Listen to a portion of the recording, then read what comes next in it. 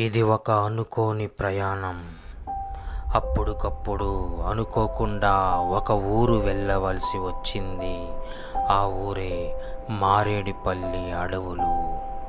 ఒక్కసారిగా అడవిలోకి అనేటప్పటికి చాలా భయమేసింది.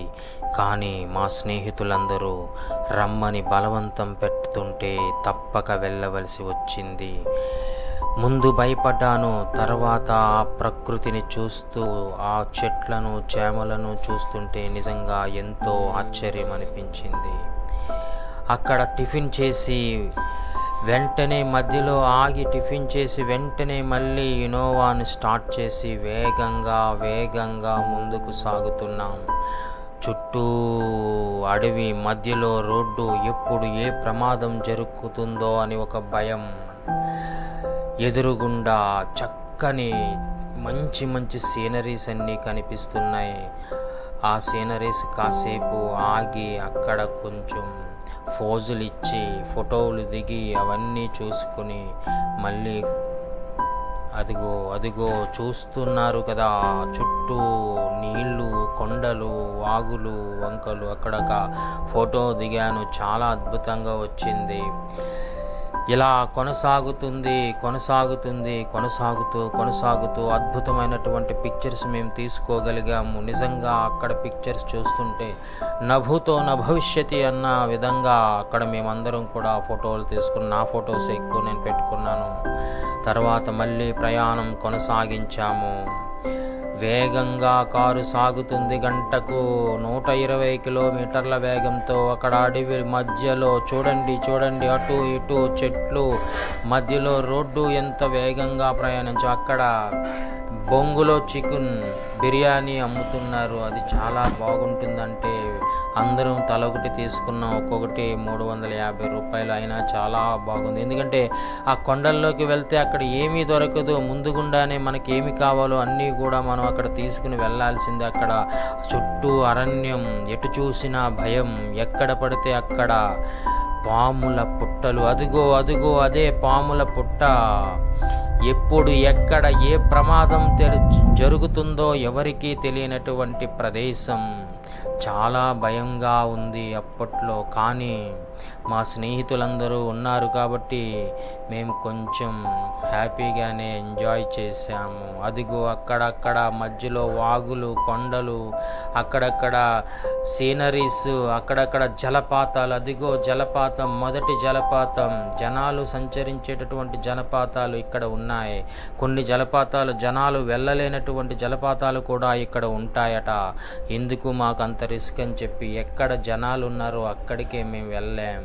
అదిగో జనాలు నడుస్తున్నారు. అరుగో మా తమ్ముడు, అడుగో పూర్ణ, అదిగో నా స్నేహితులు, వీరంతా జాగ్రత్తగా దిగారు. కానీ నేను ముందు అసలు స్నానం చేయకూడదని నిర్ణయించుకున్నాను. ఎందుకంటే ఎక్కడ జారేమో ఇంకా పాతాళంలోకి పడాల్సిందే, బుర్ర పగలాల్సిందే. కానీ అక్కడికి వెళ్ళిన తర్వాత నా మనసులో అద్భుతమైనటువంటి ప్రేరణ కలిగి నేను కూడా జలపాతాలలో స్నానం చేసే ప్రేరణ పొందాను. ఎందుకంటే అక్కడ ఒక రహస్యం ఉంది.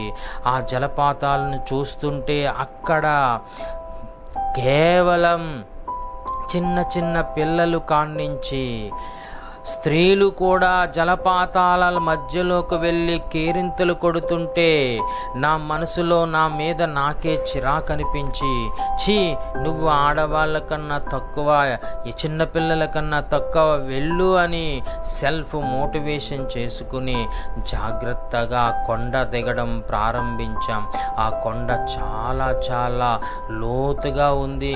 దిగుతుంటేనే ఆయాసం వచ్చింది. అదిగో మా ఫ్రెండ్స్ అందరూ కూడా జాగ్రత్తగా దిగుతూ ఆయాసం తీర్చుకుంటూ పక్కన కూర్చుంటూ నెమ్మదిగా నడుస్తూ కేరింతలు కొడుతూ ముందుకు సాగుతున్న దృశ్యాలు మనం చూస్తున్నాం. అరుగో మా స్నేహితులు, అరుగో చివరికి జాగ్రత్తగా చెట్టు కొమ్మలతో అక్కడ అమర్చినటువంటి అవి సపోర్ట్లను పట్టుకుని ఒక్కొక్క మెట్టు దిగుతూ జాగ్రత్తగా వెళ్ళాము. ఎంత జాగ్రత్తగా వెళ్ళామంటే ఏమాత్రం తేడా వచ్చిందా ఫ్రీగా జలపాతంలోకి రక్తం కక్కుకుంటూ వెళ్ళిపోవలసిన పరిస్థితి వస్తుంది. చాలా జాగ్రత్తగా సపోర్ట్ తీసుకుని చాలా జాగ్రత్తగా వెళ్ళవలసినటువంటి సమయం అది.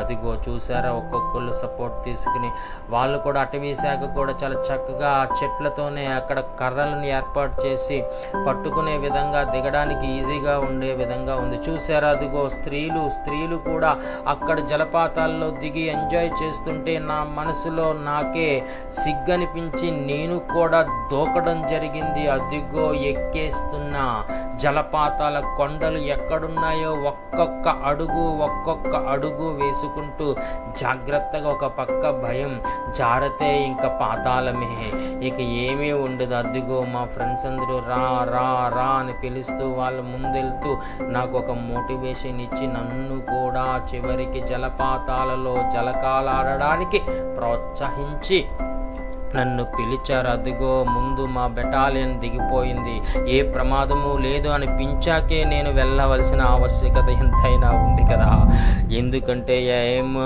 చెప్పలేము. అదిగో వాళ్ళు ముందే కొండలు ఎక్కేసి రా నేను ఎక్కడో దూరంగా కూర్చుని చూద్దాంలే అనుకున్నా, అయినా కూడా వాళ్ళు నన్ను వదలలేదు. రా ఇంత దూరం వచ్చాము కదా, రావాలి అని చెప్పి ప్రతి ఒక్కడు పిలుస్తుంటే నాలో నాకే తెలియని పిరికితనం. ఎందుకు రిస్కేమో, అయ్యో బాబోయ్ అనుకుంటూ అక్కడ ఆగిపోయాను. చివరికి అక్కడ అందరూ జలకాలాడుతున్న వాళ్ళు, చిన్న పిల్లలు, స్త్రీలు కూడా ఆ జలపాతాల్లో కేరింతలు కొడుతుంటే నాకు ఒక్క ఆ విషయమే, నేను ఇక్కడికెళ్ళి స్నానం చేయకపోతే చాలా పిరికివాణ్ణి అని చరిత్రలో మిగిలిపోతాను ఏమో అని కనీసం కాళ్ళు కొడుక్కుందాం ఆ జలపాతంలో అని చెప్పి వెళ్ళాము. మా ఫ్రెండ్స్ అందరూ కూడా జాగ్రత్తగా నన్ను తీసుకుని అటు ఇటు జనాలు ఉంటూ నాకు ఆ నీళ్లను టచ్ చేసేలాగా, ఆ నీళ్లను కాళ్ళతో కడుక్కునేలాగా నాకు చాలా చక్కగా మోటివేషన్ ఇచ్చి నాతో చేయించారు. ఇక మనకి ఒత్తు ఆన్ అయిపోయింది. ఎప్పుడైతే ముందు భయపడ్డామో అక్కడికి వెళ్ళకి ఎటువంటి రిస్క్ లేదనిపించిందో వెంటనే నేను కేరింతలు కొడుతూ పెద్ద కేకలు వేస్తూ చాలా చక్కగా అందరినీ పిలుస్తూ వాళ్ళతో ఫోటోలు దిగుతూ సెల్ఫీలు దిగుతూ చాలా అద్భుతమైనటువంటి ఆ వాతావరణాన్ని ఆహ్లాదిస్తూ చాలా చక్కగా నేను చాలా ఆనందిస్తూ మా స్నేహితులతో గడుపుతూ ఒక్క రోజైనా సరే మనం జాగ్రత్తగా ఎంజాయ్ చేయాలని చెప్పి అదిగో చూసారా నేను ఎంత బాగా ఎంజాయ్ చేశాను. అదిగో మా వాళ్ళు అందరూ కూడా ఎవడికాడు బాహుబలిలాగా పూజలిస్తూ ఎంజాయ్ చేస్తూ జలపాతాలను ఆస్వాదిస్తూ చాలా చక్కగా మాకు అదిగో చూసారా జలపాతాల్లో కాళ్ళు పెట్టుకుని ఆ దృశ్యాన్ని చూడండి. అద్భుతం, ఇది ఒక మహాద్భుతం. చేయాలి, మనిషి కష్టపడాలి, అలాగే ఒక్కొక్క సందర్భంలో ఇలాగ సేద తీరుతూ ఉండాలి. అదే కదా జీవితం. ఎప్పుడు కష్టాలే, ఎప్పుడు ఈ బాధలే, ఎప్పుడు ఈ ఎడగండ్లే అని చెప్పి మనం జీవితాన్ని నిరాశ నిస్పృహలతో కొనసాగించడం ఎంతవరకు సమంజసం. అందుకే నేను ఒక్క రోజైనా సరే ఎంజాయ్ చేయాలని చెప్పి వాళ్ళతో బయలుదేరాను. నిజంగా ప్రయాణం చేసిన తర్వాత ఒక మధురానుభూతిని నా మనసులో నేను నింపుకున్నాను. నిజంగా ఒక్కరోజు ఎంత ఎంజాయ్ చేశామంటే నిజంగా ఇది ఒక 3 నెలల వరకు ఎంత కష్టాన్నైనా ఓర్చుకునే శక్తినిచ్చిందనిపించింది నా మనసులో. నిజంగా చాలా ఎంజాయ్ చేసి అదిగో మా వాళ్ళు ఎక్కేసారు, పైకి ఎక్కేసి ఒక్కొక్కడు బాహుబలి లెక్క ఎవడికాడు స్నానం చేస్తూ పోజులు ఇస్తూ ఫోటోలకి వీడియోలకి పోజులు ఇస్తూ ఎంత ఎంజాయ్ చేసి అదిగో బాహుబలి, మా బాహుబలి, అడుగో బాహుబలిలో సేమ్ సీన్ రిపీట్ చేస్తున్నటువంటి దృశ్యాన్ని మనం చూడవచ్చు. అదిగో తర్వాత నా వంతు వచ్చింది. నేను ఏమీ తక్కువ కాదు, వెళతా, నేను వస్తున్నా ఉండు అని చెప్పి నేను ప్రయాణం చేద్దామని మనసులో నిర్ణయించుకుని అదిగో వాళ్ళ దగ్గరికి వెళ్ళి వీడియో తీసి వాళ్ళు ఎలా చేస్తున్నారో గమనించి ఏ విధంగా కాలు పెట్టి నించోవాలో చూసుకుని జాగ్రత్తగా పరిశీలించి నేను కూడా దగ్గరికి వెళ్ళి అదిగో మా ఫ్రెండ్స్ అందరూ కూడా ఒక కాలు పైన ఒక కాలు కింద పెట్టుకో అదే విధంగా వాళ్ళ స్టైల్లో కాకుండా నా స్టైల్లో నా కంఫర్టబిలిటీ నేను బాగా చూసుకుని అదిగో 2 కాళ్ళు తండు పెట్టి అదిగో సరిగా రాలేదు కానీ నేను వాళ్ళ నించోలేకపోయాను కానీ కొంతసేపు అయినా అక్కడ నిలబడగలిగాను. తర్వాత బయటకు వచ్చిన తర్వాత అక్కడ అన్నీ కూడా కోతుల మయం.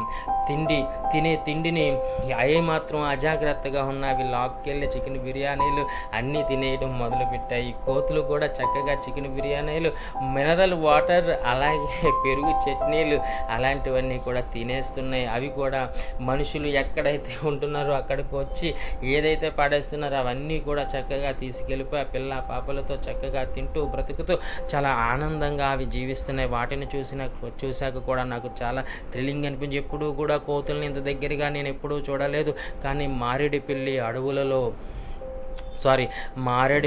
అడవులలో చాలా చక్కనైనటువంటి దృశ్యాలు నేను చూసా.